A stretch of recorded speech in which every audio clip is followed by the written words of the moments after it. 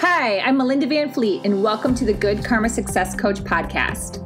I'm an author, speaker, and success coach who helps women believe in themselves, build confidence, and take action. In 2009, my husband Ryan and I were laid off at the same time, and we moved to the Florida Keys without jobs, not knowing anyone, hardly any money, and we never even been here. But we made it. And now, not every day is sunshine and rainbows, but we're living our best lives. All along in our journey, I've always said that someday when we get our shit together, we will help others.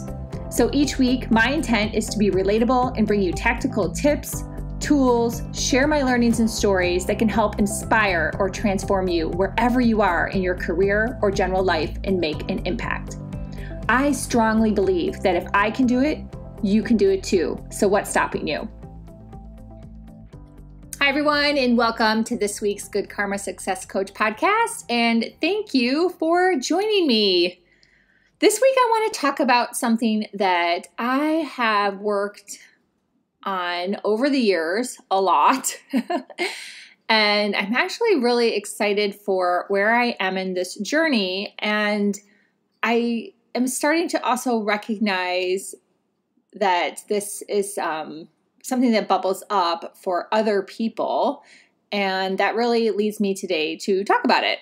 And that is content, suggesting content, energetic alignment, and knowing yourself. And all of that really wraps into the same package. And I'll try my best to dissect it here in this podcast. So years ago, when I first started down this path to become a life coach, and I started to tell my friends what I was doing, it was really, really common for them to start suggesting that I should listen to this person or read this book or do this thing or take this course. And I know that was all done out of a place of love and support. But what was going on inside me, inside my nervous system, inside my brain, was often it was triggering. Often it was, well, do they think I need that? What does that say about me? Or if I pulled up the coach and they were really ahead of me, and let's say they were making tons of money and really successful and had a big following, however you want to put it, that could have been a triggering experience for me. Sometimes it was, sometimes it wasn't. And also, sometimes I would just take action because I'm an action taker and buy the book or buy the course or sign up for their freebie, their newsletter, whatever.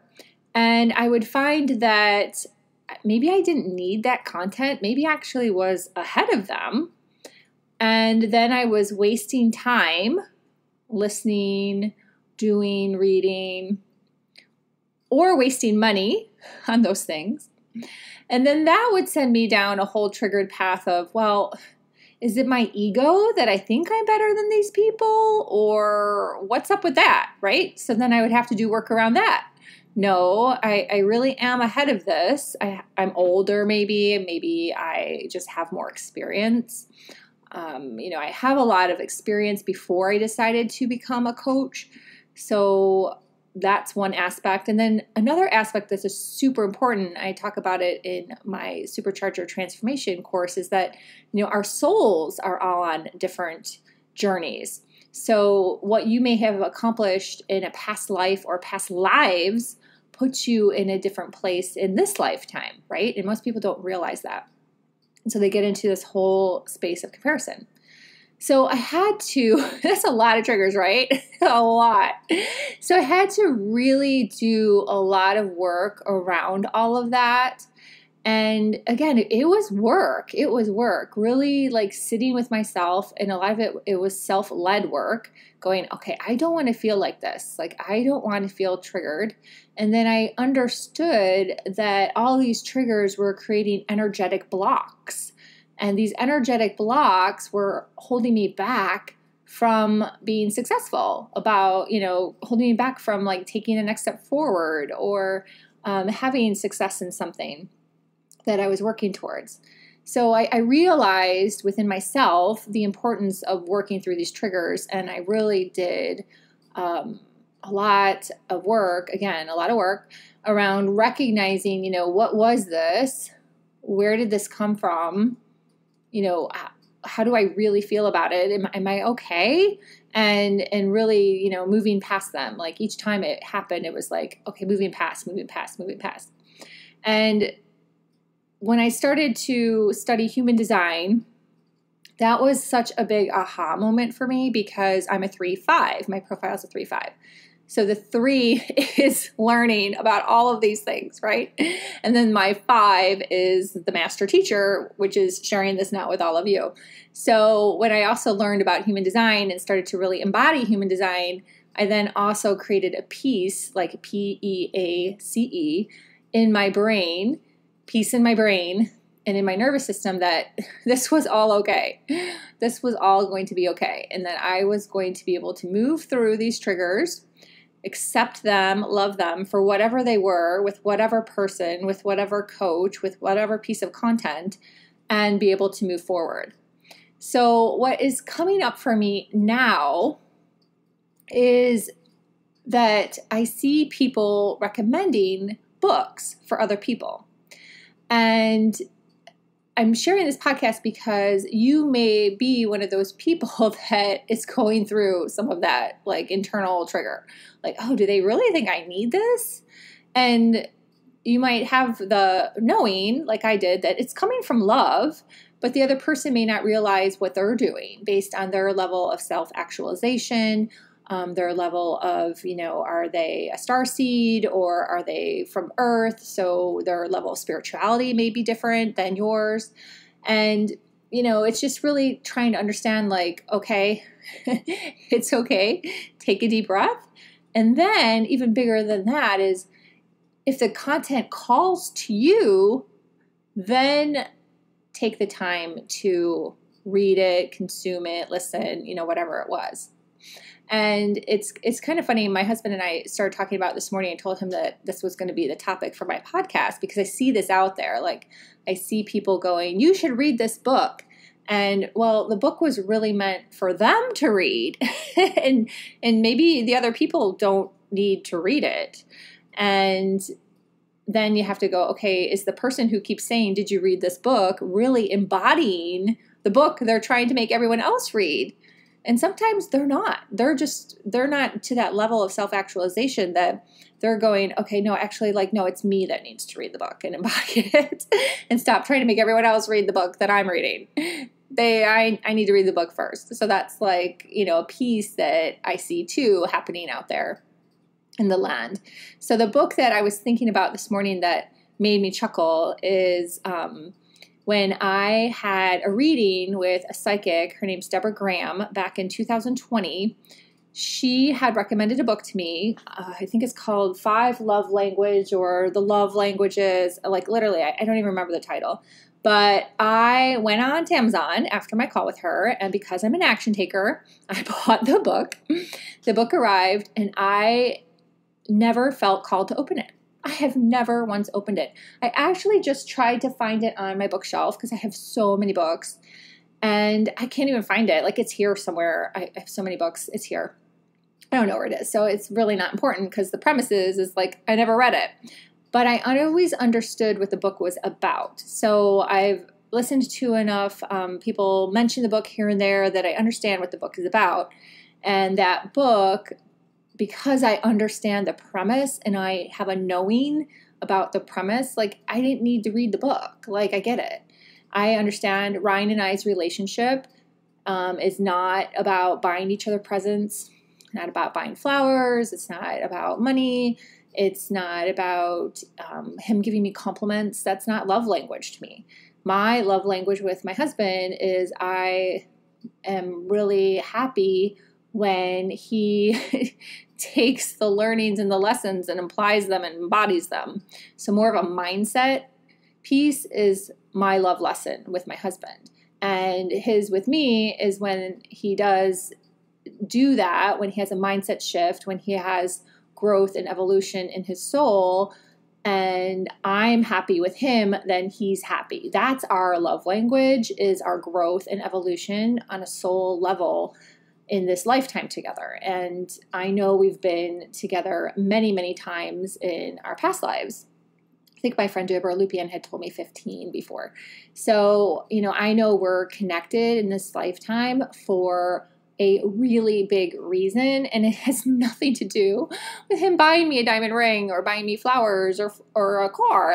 But if that is your love language, that's totally cool. That I get it. My love language is I want these energetic things to manifest and provide us growth, and then money's a byproduct, and I can take that money and buy myself flowers. I'm good with that. That's totally cool, and that's our love language. So I didn't need to read the book to come to those realizations, right? And I'm just using that as an example. And there's many, many, many examples out there. I remember when I first rediscovered this book called Mandy, which is written by Julie Andrews. Yes, Julie Andrews. Sound of Music, Peter Pan, Julie Andrews. She wrote this book called Mandy. I read it maybe when I was in the 3rd grade, and I fell in love with the book because the book just opened my imagination, in regards to, just freedom and adventure. And I don't want to give too much about the book away because it's such a beautiful book. And I have the chills right now. I still love that book. I have it on my bookshelf. And I wrote a Medium article about that book, so I'm going to put that link in the show notes. And I bought the book for my niece, Sienna. And it was a trigger for me, I have to admit, for a really long time. This is many, many, many years ago when I worked, she's 16. I think I bought it for her when she was 3. So this was a really long time ago. And it was a trigger for me that she wasn't reading the book when she became old enough to read. And I was like, why isn't she reading the book? It's my favorite book. Why? Well, it should be her favorite book too. And she never read it. And then she gave it to her sister, Sydney. And a few years ago, when I was in Indiana, I said to Sydney, well, have you read this book? And she was like, no. And I was like, well, why not? She lied to me. And she goes, well, I have other books that I have to read first. And I said, well, you just bought a book with me at Barnes & Noble's and you're reading that right now. And she was like, oh. So then we got to the bottom of it, and that she didn't want to read the book because the cover was old-fashioned, because it's like an old-fashioned cover, and it didn't resonate with her, right? So then I really had to do some work and go, okay, why am I making my nieces read a book that may not ever call to them? And I let it go. It was like, let this go. Let the book go. They don't want to read it. They don't need to read it. And so I let it go. And then Sienna actually read it this past year, and she just didn't get the same vibe from it that I got. And I just think that that's because I've always wanted freedom. Always. When I was a kid, I wanted to ride my bike and move away, far away. I always wanted to leave. I always wanted to leave home. I always wanted to explore. I used to hop on the bus and go to the mall with my friends. I have so many stories about when I was little, wanting to leave, wanting to get out of the house. And so that book resonated with me as a kid. Whereas my niece, Sienna, she wants to be more by her mom. She is more attached to my sister, and that's great. That's where she's at in her life. She doesn't see herself, going super far away to college. She's probably going to only go a couple hours away. Whereas I was like, how far can I go away to college? So different books have different, resonances for different people.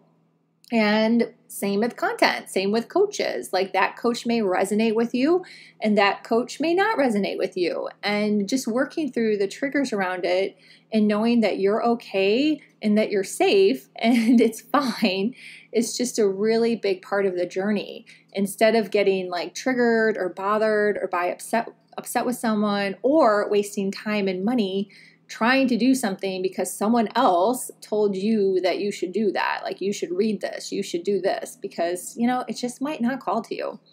So I have so many book stories in this vein. I gave a book to my niece, Sienna, when I saw her this February that is Remit.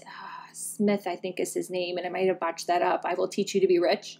And when I gave her that book, I gave it to her from a different space because I've done the work around this. I've learned the lessons, and I gave it to her space of, hey, I have this on my bookshelf. I've heard it's a really great book. I bought it when I was older, and it doesn't call to me because I wish I would have had this book when I was 20, not when I was 47. I think that's how old I was when I bought that book. And so I gave it to her, and I said, if this feels like calls to you for you to read this in a couple years, read it. I think it's a really great book. It has amazing reviews. I think it was a New York Times bestseller. And it's a great book for young adults starting on their financial journey. For me, again, I was 47, so not a great book for me at that part of my life, but it's still a great book, right? So if she ends up reading that someday and it ends up helping her, that's fantastic. If it doesn't call to her, I have no triggers around it. I'm totally cool. She can pass it on to somebody else. She can throw it in the garbage. It's totally cool. So I just thought that this may be a fun podcast to share because, again, I see this going on a lot with people giving recommendations of what to listen to, what to read. Someone out there may be dealing with some of these triggers that I had to work through years ago. And I've come to like a really peaceful place of understanding what is going to help me on my journey and what is something that I can just be like, no, I'm good. I'm totally good, and not feel like that's coming from a place of ego. It's coming just from a place of knowing and a calm, relaxed nervous system that I'm good and I'm going to keep on doing my thing.